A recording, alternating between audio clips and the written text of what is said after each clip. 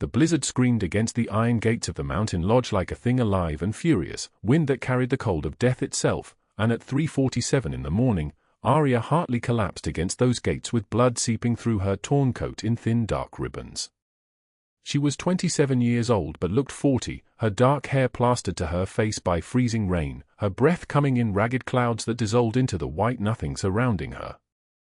Her hands clutched a hospital bill, the paper soaked and crumpling, stamped in red ink with words that had haunted her for weeks, final notice. The wind howled at 40 miles per hour. Visibility had dropped to almost nothing. Snow battered the windows of the lodge behind those gates, and inside, Bruno and Pietro stood frozen in their dark suits, their hands instinctively moving toward weapons before they realized what they were looking at. Not a threat. A woman. A broken woman collapsing into the snow. Nicholas Caruso stood in the doorway of his own home, a man in his late 30s with eyes the color of winter itself, eyes that had watched empires rise and watched them burn. His tailored black suit cost more than most people earned in a year, his white shirt open at the collar showing the edge of a scar that ran from his left eye nearly to his jaw. He wore a gold watch on his wrist, one that had belonged to his father, and on his right hand, a silver ring engraved with a symbol that meant loyalty or death, no middle ground between them. When he saw the woman at the gates, he froze. Something in her face reached across the distance and the cold and the wind and grabbed something in his chest that had not been touched in a very long time. But this moment was not where the story truly began. This moment was the ending of something else entirely. The collision point between two lives that should never have intersected, and to understand how a nurse had given her last $5 for a dying child, you had to go back. Back to earlier that same day. Back to the moment that changed everything.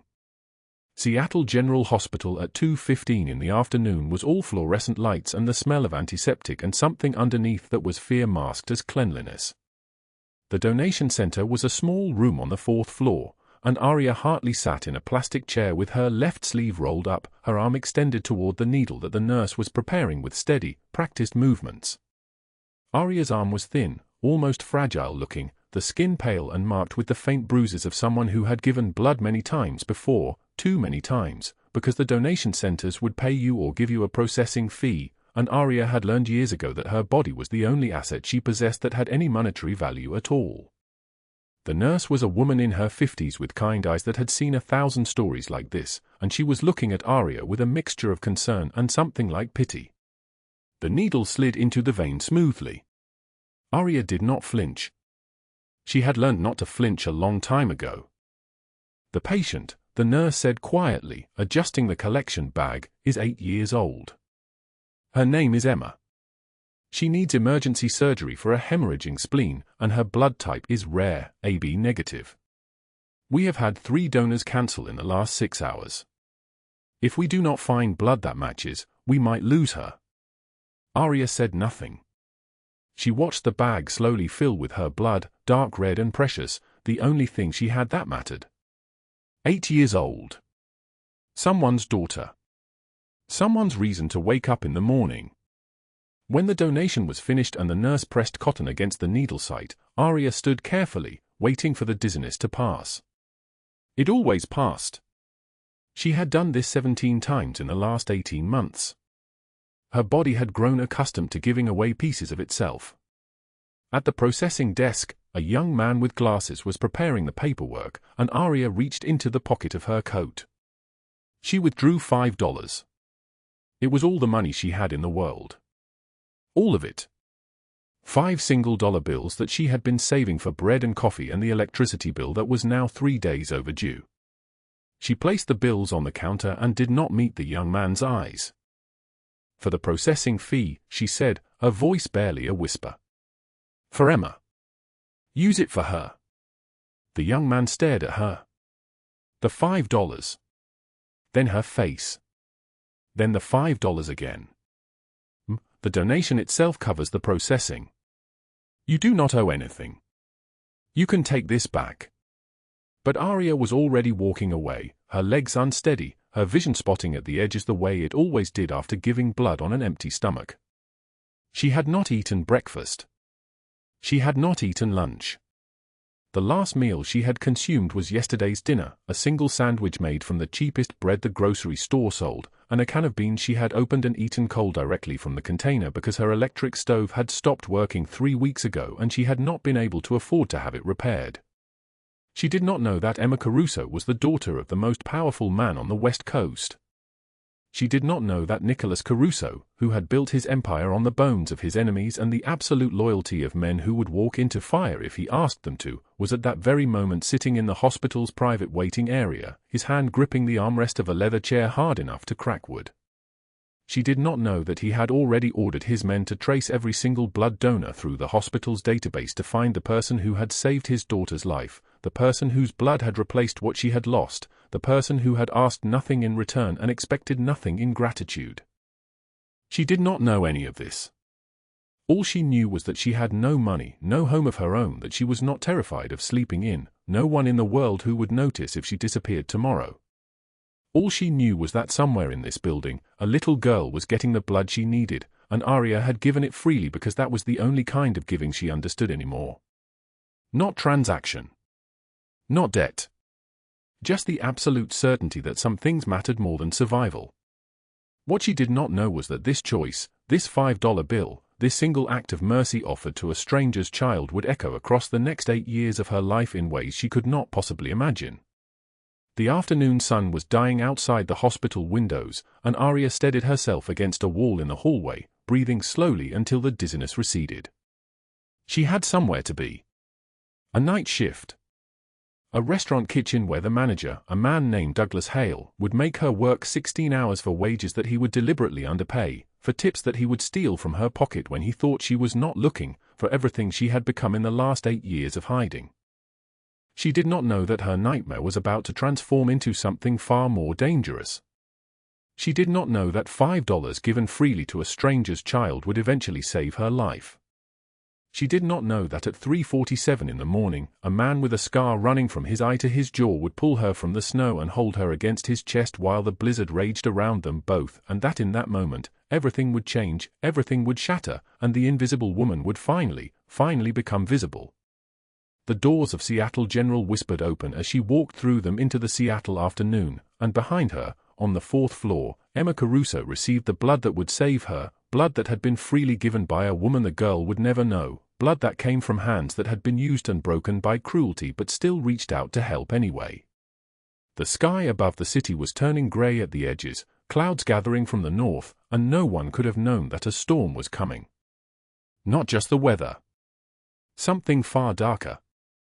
8 years earlier, the kitchen of the Emerald Room hummed with the sound of sizzling meat and clattering pans, and Aria Hartley stood at the edge of the line with her apron still clean, her black pants still pressed, her hope still intact. She was 19 years old, 5'4", with dark hair pulled back so tight it made her temples ache, and eyes the color of wet concrete that had not yet learned how to close themselves off from the world. This was her first night. The Emerald Room was the kind of restaurant where wine bottles cost more than a week of her rent, where the waitstaff moved like ghosts and the chef screamed in Italian and every detail mattered because detail was the difference between a $5 tip and a $50 tip. Douglas Hale stood in the kitchen doorway at 11:32 in the evening, blocking the exit with his body. He was 43 years old, built wide through the chest, with slick-back hair that caught the kitchen light like an oil stain, and small eyes the color of dirty dishwater that never blinked when he smiled.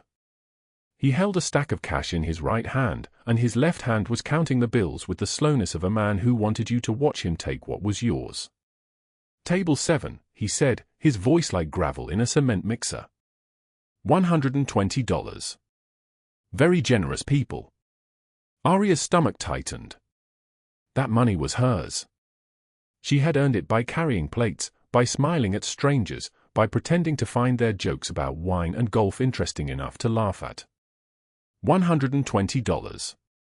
In her basement studio apartment with the window that did not close all the way and the landlord who did not believe in heat, $120 meant she could eat for 3 weeks.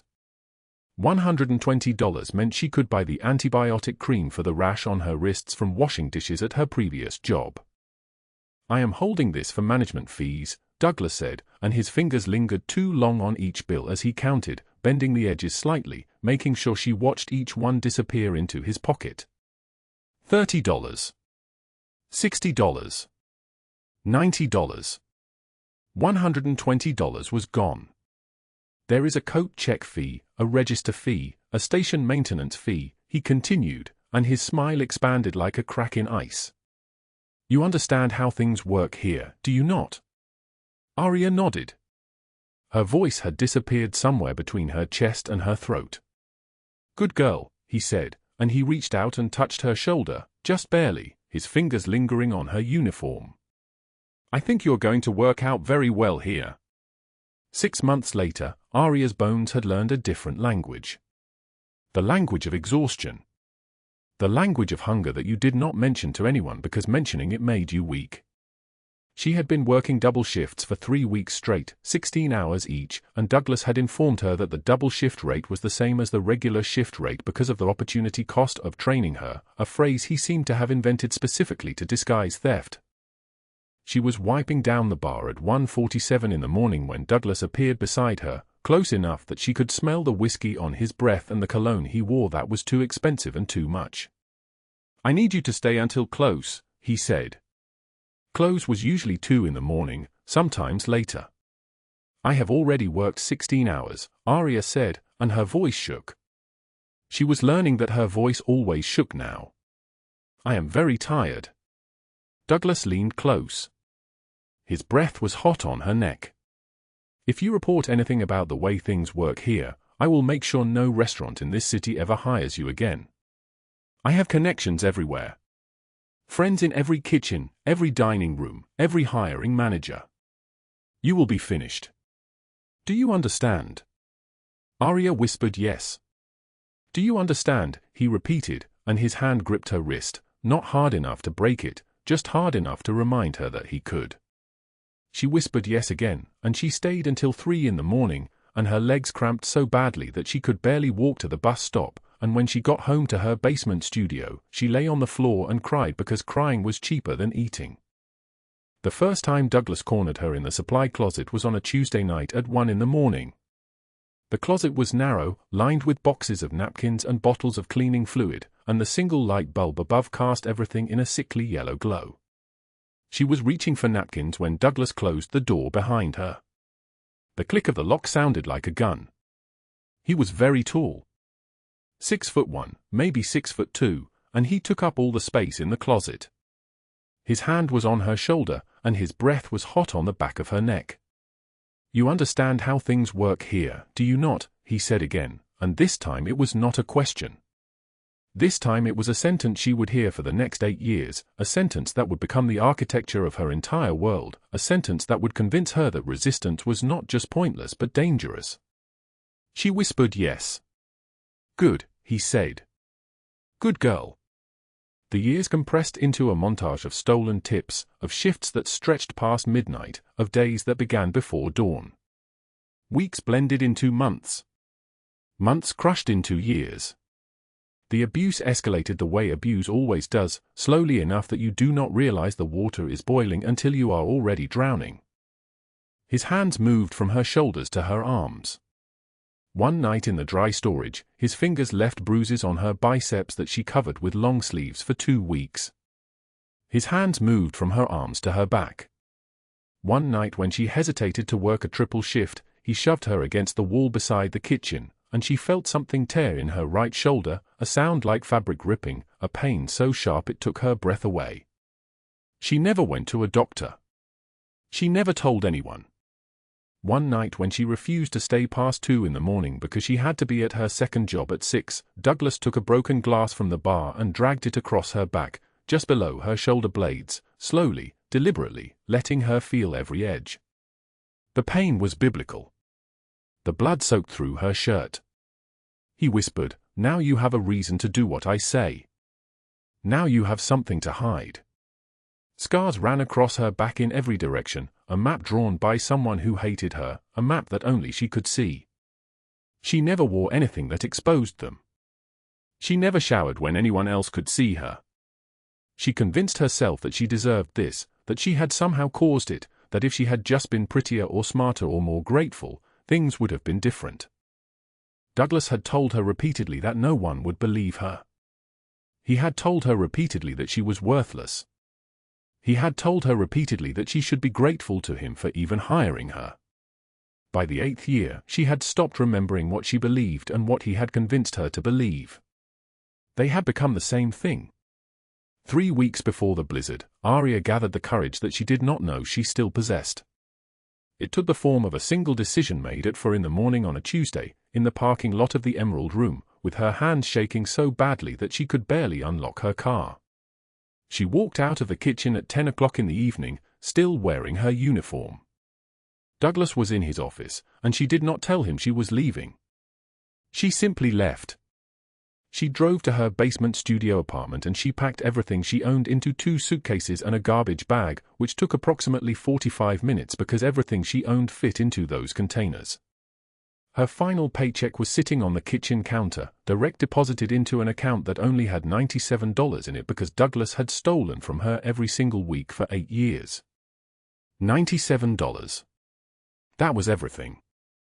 That was her escape velocity, her launching pad, her sole possession in the world besides her clothes and a prayer card that her mother had given her before she died, which had a stain on it from a coffee cup and the words, "God does not give us more than we can bear," which Aria had stopped believing in somewhere around year 4.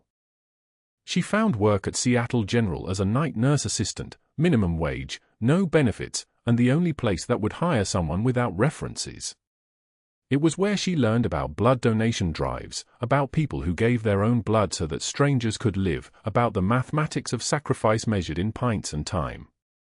But what Aria did not know was that Douglas Hale had spent 3 weeks searching for her, furious not because she had quit but because she had quit without his permission, without his approval, without acknowledging that she belonged to him in some fundamental way.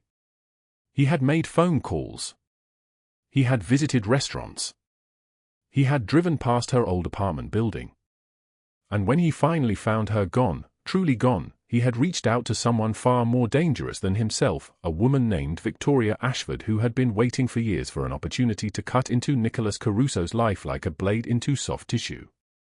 The phone call between Douglas and Victoria lasted exactly 3 minutes and 42 seconds. He described Aria. He described her address. He described the fact that she had recently started at Seattle General, night shifts, which meant she was vulnerable and alone. Victoria listened to every word, and at the end of the call, she laughed, a sound like breaking glass, and she said, "You have just handed me a weapon, Douglas. I will be in touch." What neither of them knew was that Seattle General was where the impossible convergence was beginning. The invisible woman and the most powerful man in the Pacific Northwest were about to collide in a hospital hallway, and neither of their lives would ever be the same. The bedroom was warm. That was the first thing Aria noticed when she opened her eyes, not the soft quilted blanket covering her, not the cream-colored walls, not the window where snow fell like ash against thick glass. It was the warmth. The fireplace crackled in the corner, orange flames dancing against stone, and she had not felt truly warm since the night Douglas shoved her face into a freezer at the restaurant, 3 weeks before she ran. She sat up slowly. Her shoulders ached. Bandages wrapped both of them, clean and white, and she did not remember how they got there. The room smelled like lavender and wood smoke. Everything in it cost more than everything she had ever owned. A knock at the door made her flinch. The woman who entered was in her 50s, with grey hair pulled back in a neat bun and a face that had learned not to ask questions. She wore the same black and white uniform Aria now understood meant servant. "I am Maria," the woman said, holding out folded fabric. "Head of the household staff. Mr. Caruso has asked me to tell you about your new position." Aria's throat was dry. "I cannot afford." "You are not paying for anything," Maria said. Her voice was not unkind, but it was careful, measured like someone speaking to a frightened animal. "Mr. Caruso wishes you to work here. Room, meals, a wage of $200 per week.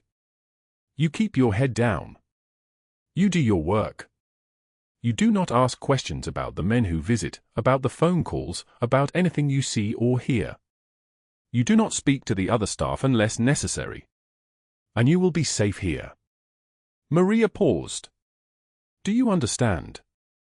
Aria took the uniform. Black dress, white apron, black shoes with rubber soles for the tile floors.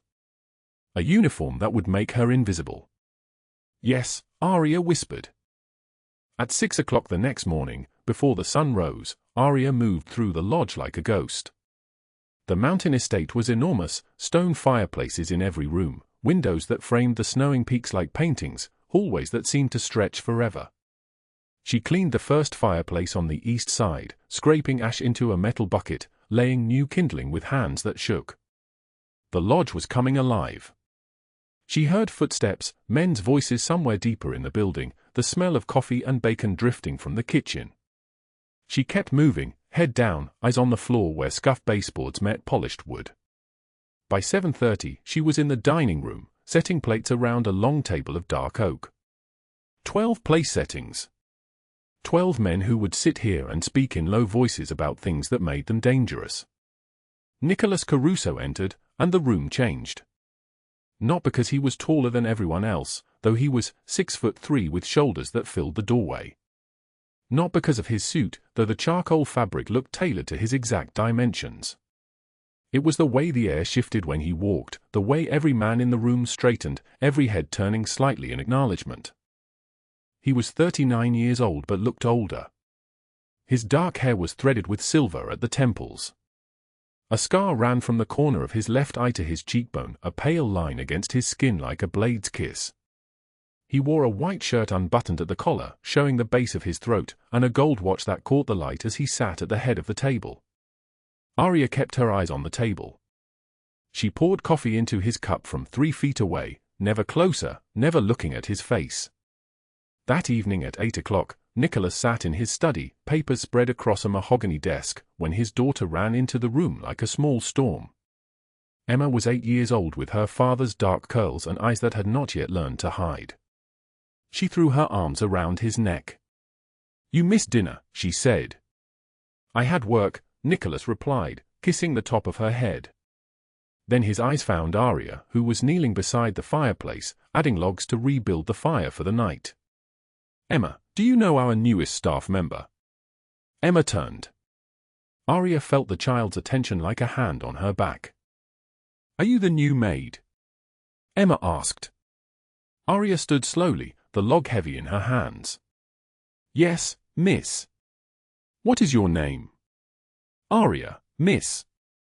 Emma smiled, and it was the kind of smile that belonged in a different world entirely, one without scars or fear or the weight of $5 that was all you had left. "I am Emma. I like your name. It sounds like music." Nicholas watched this exchange, his expression unreadable. When Emma left 20 minutes later, trailing toward bed with a yawn, he turned to look at Aria directly for the first time. She could feel his gaze, heavy as stone, and she could not make herself meet it.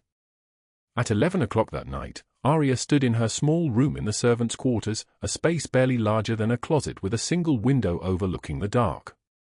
She removed her uniform. The black dress fell away. Then she saw herself in the mirror, the scars. They covered her back like a geography of hell.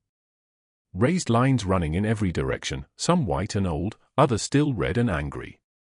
The newest one ran across her right shoulder, for inches long, still healing from the night Douglas had shoved her into a shelf at the restaurant 3 weeks ago. She had not screamed. She had learned not to scream. She touched the newest scar with one finger. Tears fell, but she made no sound. Silence was a skill she had perfected over 8 years. What Aria did not know was that 2 floors above her, in his private study, Nicholas Caruso held a hospital file in his hands. The anonymous blood donor, tracked through the hospital's records, had a name. Aria Hartley. 27 years old. Emergency room visits for injuries that did not match her explanations. An address on the bad side of Seattle. And then, nothing. She disappeared from that address 3 weeks ago.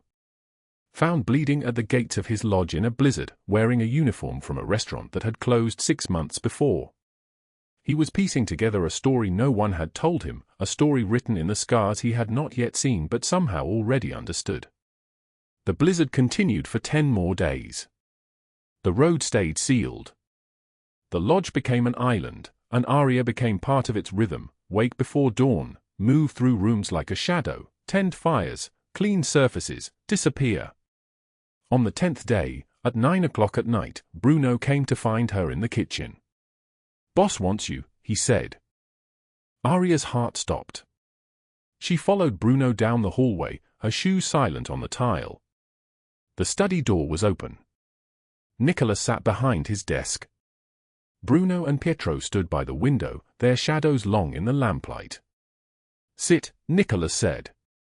Aria hesitated, then sat on the edge of a chair, her hands folded like she was back in the principal's office at 14, being told she was a problem, a burden, someone who did not belong anywhere.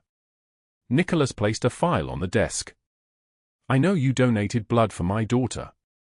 I know you gave your last $5 to make it happen." The room tilted. Aria's vision narrowed to a pinpoint. "I did not know she was your daughter, sir.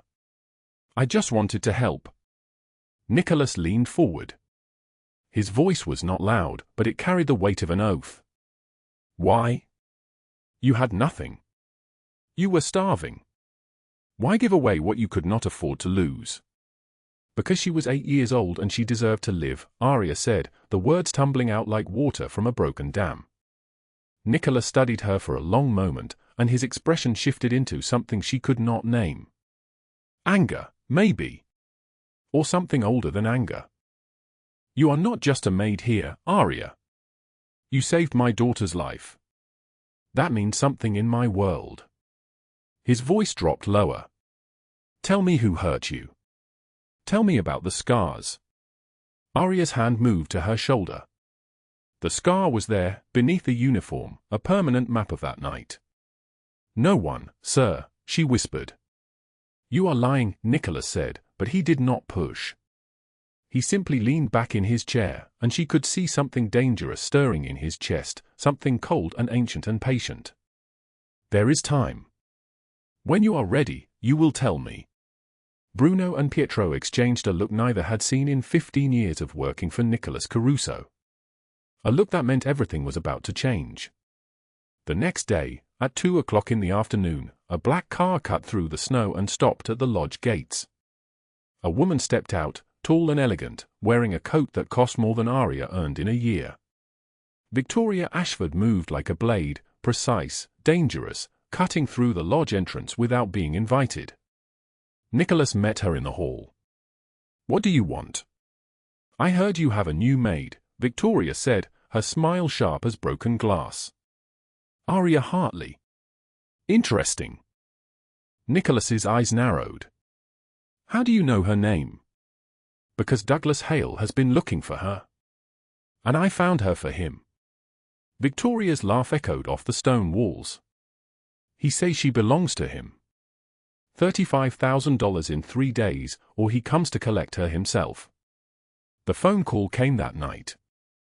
Douglas Hale's voice was oily, confident, the voice of a man who had spent 8 years convincing someone they deserved to be hurt. "You have something of mine, Mr. Caruso. Aria worked for me. She owes me $35,000. 3 days, or I take her." Nicholas's hand crushed the phone receiver. In the study, Bruno and Pietro watched their boss transform into something colder than stone. The next morning, Aria was in the kitchen when Nicholas found her.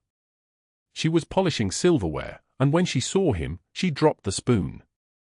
It clattered against the counter like a warning. "Tell me about Douglas Hale," Nicholas said quietly. Her face went white. "How do you know that name?" "He called me.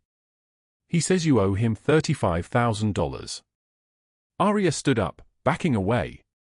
"I will leave. Tonight. I will disappear. You do not have to pay him anything."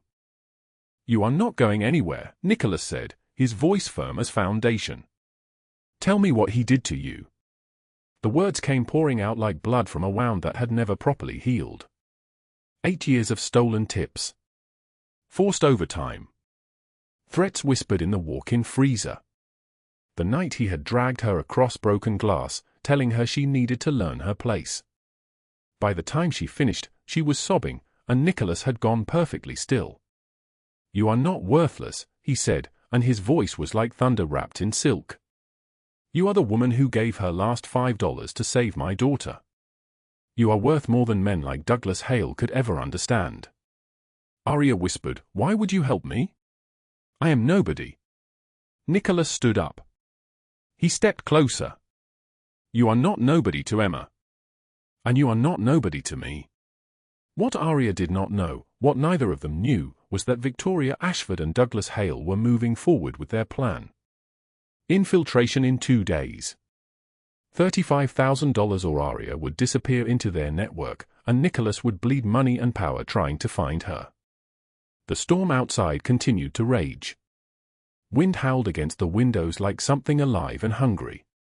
And 3 blocks away, in a hotel room overlooking the city, Victoria made a phone call to her network of men. "Prepare for extraction," she said. "The maid belongs to us in 48 hours." The night came alive with violence at 11:07 p.m. Black SUVs cut through the blizzard like sharks through dark water, their headlights swallowed by the wall of snow surrounding the mountain lodge. 6 men emerged from the vehicles, Douglas Hale leading them, his coat buttoned against the cold, his face twisted with the kind of desperation that makes dangerous men more dangerous. Victoria Ashford sat in the second vehicle, her silk gloves gripping the door handle, her smile sharp as broken glass. They had coordinated this for 72 hours. They were not leaving without Aria. The side entrance gave way in seconds. No alarms. No warning. Just the sound of the lock splintering, hinges screaming as the door swung inward, and cold air pouring through the lodge like a flood. By 11:23 p.m., Douglas had cornered her in the hallway outside her small room on the 3rd floor. His fingers closed around her arm, around the exact place where her old scars lived beneath her skin, and when he squeezed, every nerve ending she had spent 8 years trying to forget ignited in pain. "Did you think you could run from me?" His breath reeked of cigarettes and whiskey. "You belong to me, Aria. 8 years of work, and you think you can just leave?" Victoria appeared at the far end of the hallway, her heels clicking against the marble floor with a rhythm like a countdown. She wore a black dress that cost more than Aria had earned in 6 months, and her smile was pure venom wrapped in lipstick. "Mr. Caruso should have paid the $35,000, Victoria said, stepping closer. "Now we take what is ours." Aria's voice came out shattered, barely audible. "I do not owe you anything. You stole from me. You hurt me. You—" Douglas's hand came up and across her face in one motion. The sound cracked like a gunshot in the silence. Aria fell backward against the wall, her vision swimming, her mouth tasting like copper and shame. "You will learn your place," Douglas hissed, raising his hand again. But the hallway flooded with light. Nicholas Caruso stood at the end of the corridor, and the very air seemed to change. Bruno flanked his left shoulder, Pietro his right, with 10 more men in perfectly tailored black suits emerging from the shadows like they had materialized from the darkness itself. Their faces were stone. Their eyes were cold. Douglas froze. The hand that had struck Aria dropped slowly to his side. "Step away from her," Nicholas said. His voice was not loud. That was the terrifying part. It was barely above a whisper, and yet every man in that hallway heard it like thunder. "Caruso, this is business," Douglas stammered, his bravado collapsing like a house built on sand. "She owes me." "She owes you nothing." Nicholas walked forward, each step deliberate, measured, unhurried.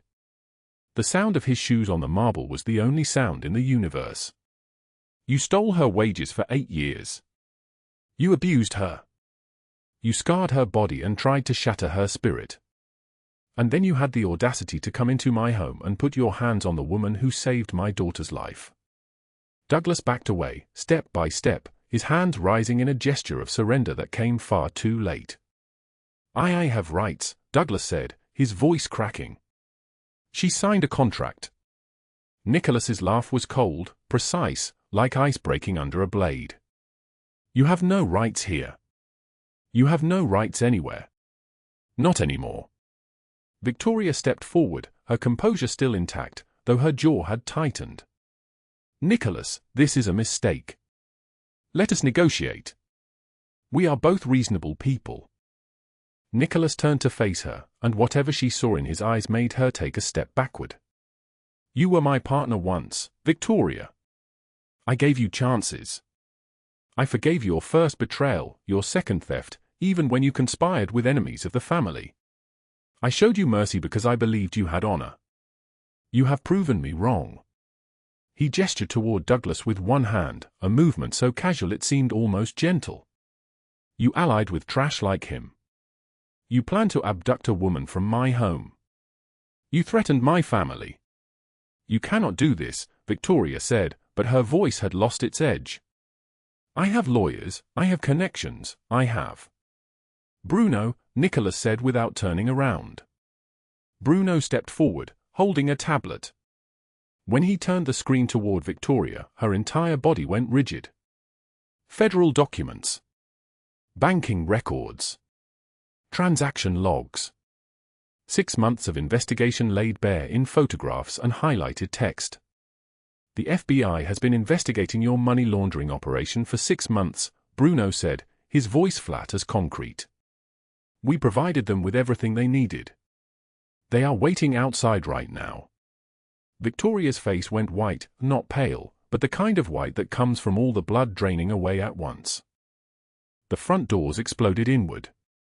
FBI agents in tactical gear, at least 15 of them, flooded through the entrance with weapons drawn and purpose in every movement.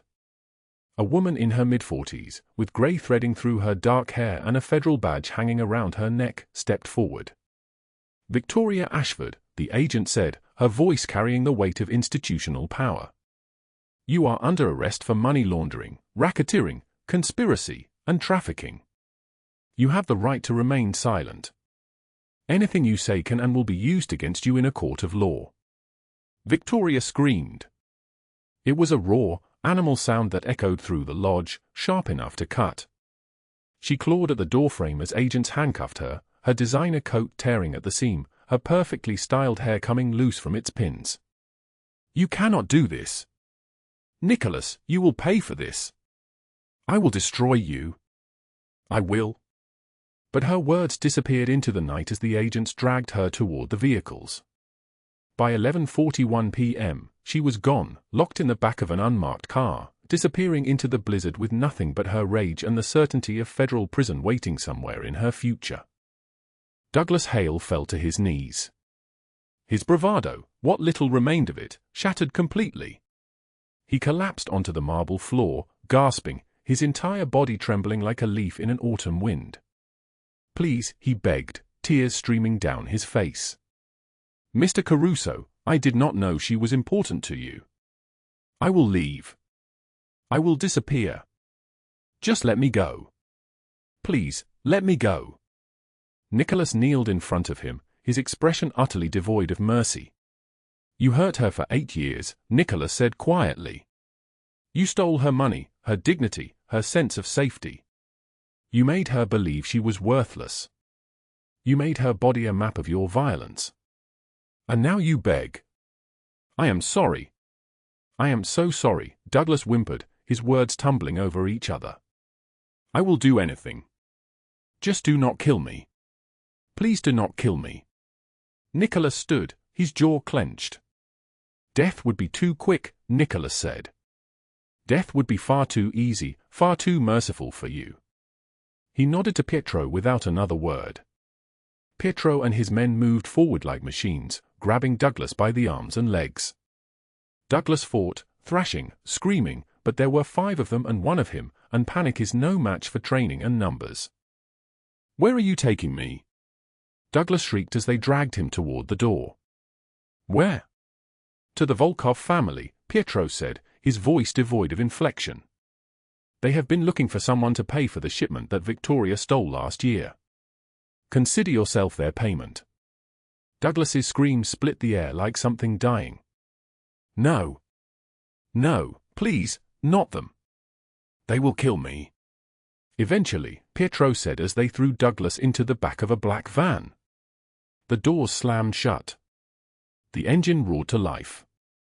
and by 11:02 p.m., Douglas Hale was being driven north through the blizzard toward a place from which men do not return, his scream swallowed by the howl of the wind and the grinding of the tires on snow. Nicholas stood in the hallway, alone now except for Bruno, and he did not move. He did not speak. He simply stood there in the silence that followed violence, and his face showed nothing. But in the shadows, Bruno was watching him, and in his eyes was a thought he would never speak aloud. In 17 years of working for Nicholas Caruso, he had never seen him fight for anyone the way he had just fought for her. By 1:17 a.m., Aria sat alone in her small room on the second floor.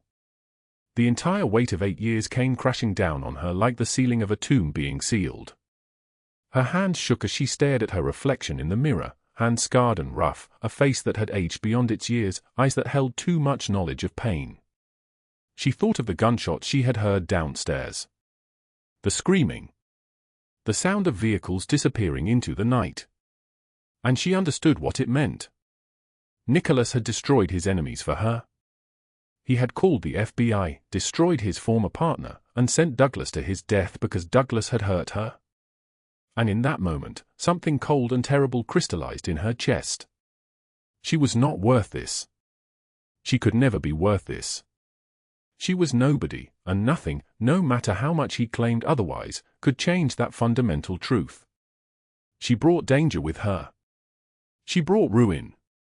Emma was upstairs sleeping, and every moment that Aria remained in this house was a moment when that child was vulnerable to enemies seeking revenge.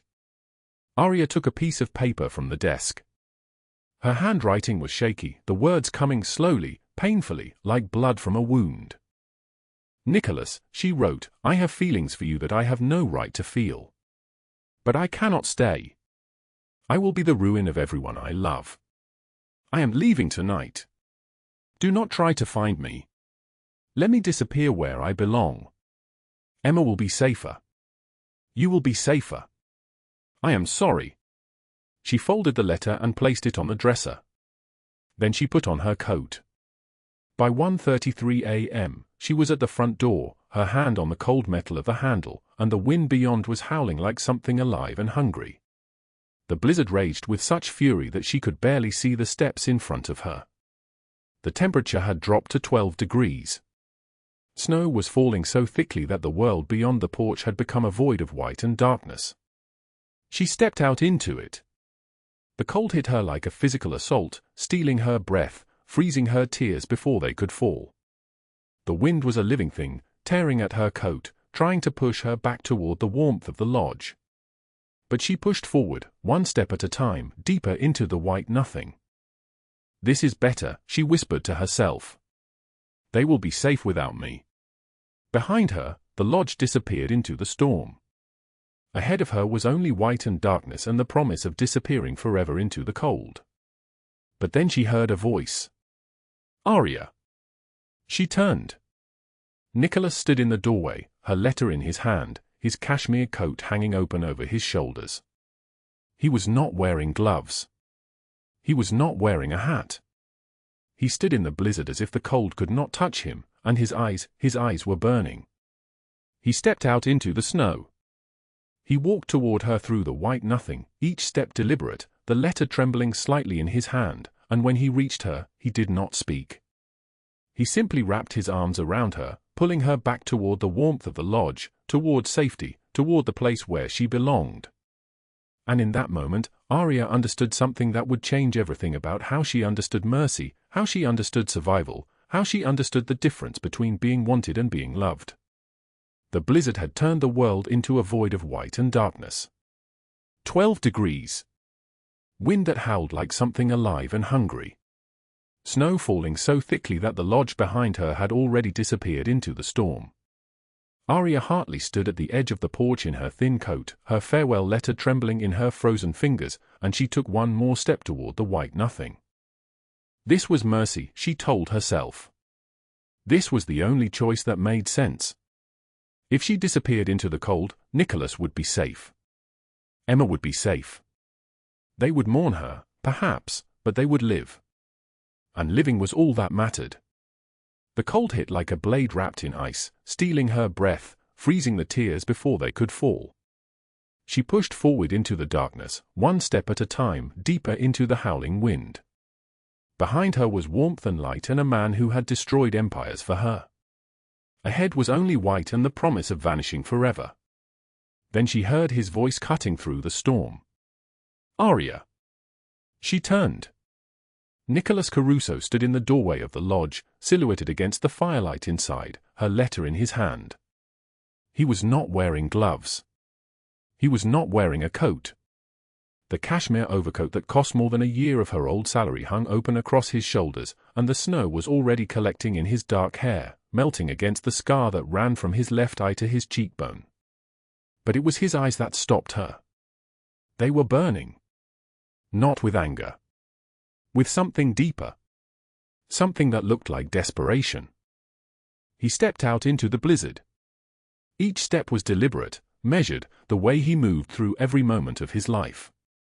The snow gathered on his shoulders, his hair, the fine Italian wool of his shirt. He walked toward her through the white nothing as if the cold could not touch him, as if nothing could stop him, and when he reached her, he did not speak. He simply wrapped his arms around her, pulling her back toward the warmth of the lodge, back toward safety, back toward the place where she belonged. You were going to leave, he said into her hair, his voice rough with something she had never heard from him before. You were going to disappear to protect us. Aria's body was shaking, though she could not tell if it was from the cold or from crying. I was not worth this. I was not worth. Do not finish that sentence. His voice was sharp, cutting through her words like a blade. He pulled back just enough to look at her, his hand still gripping her shoulders. Do you know what happened 15 years ago? Do you know why I built this empire on vengeance instead of mercy? She shook her head, the snow collecting on her eyelashes. My brother's name was Marco. I had a brother, and I loved him more than anything else in this world. He was younger than me, softer than me, and I was supposed to protect him. Nicholas's jaw tightened, the scar on his face seeming to deepen in the shadows. But he was weak. When our enemies offered him money, he took it. He sold our family secrets. He sold our locations, our shipments, our men. 12 of my men died because of what he did.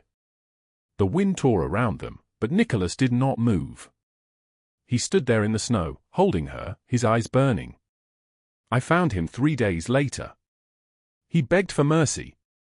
He said he was sorry, that he had made a mistake, and I had to choose between mercy and survival. Between forgiving my brother and protecting everyone else who depended on me. His voice dropped lower. I chose survival.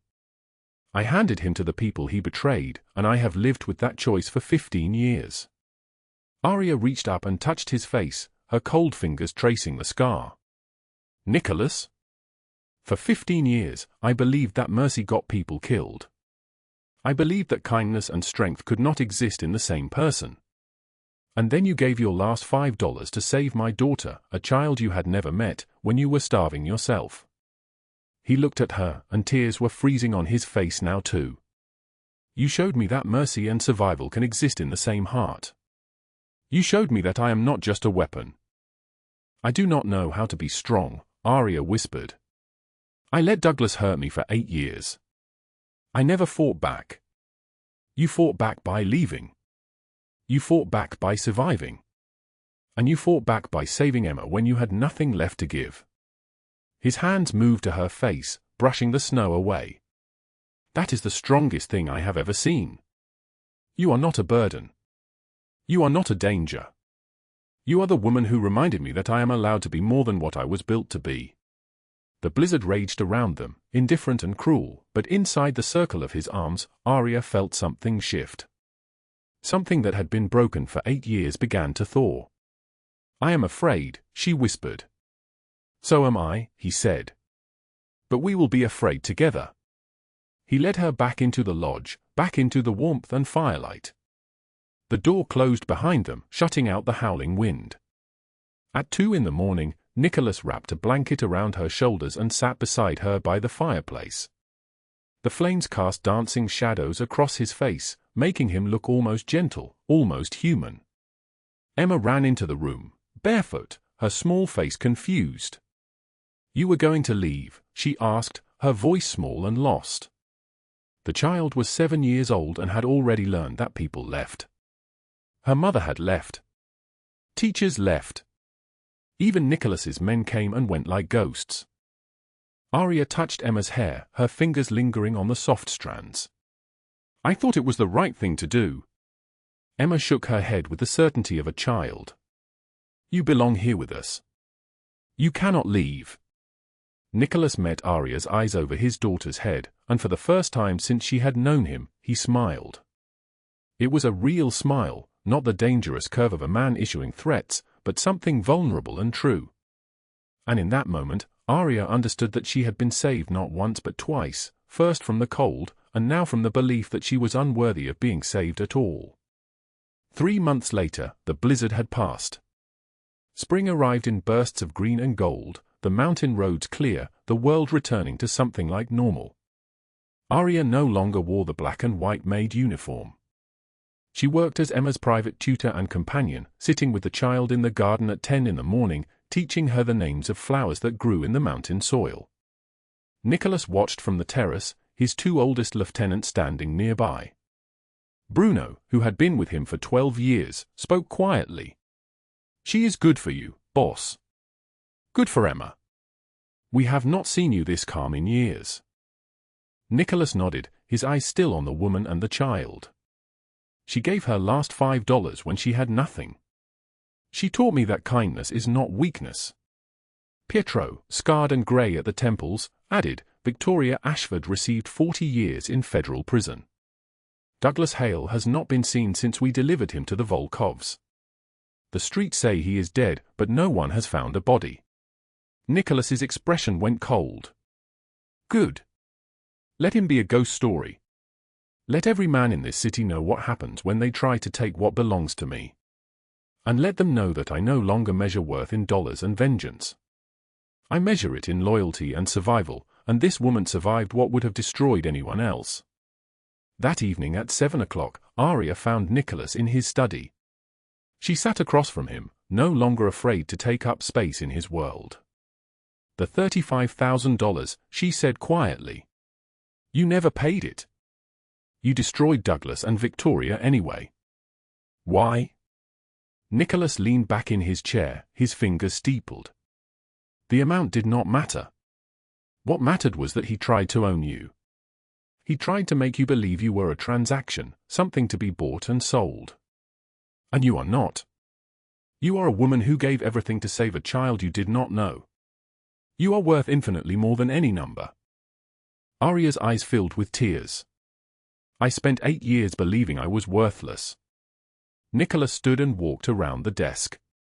He knelt in front of her, taking her hands, and his eyes, those dark, burning eyes, looked directly into hers.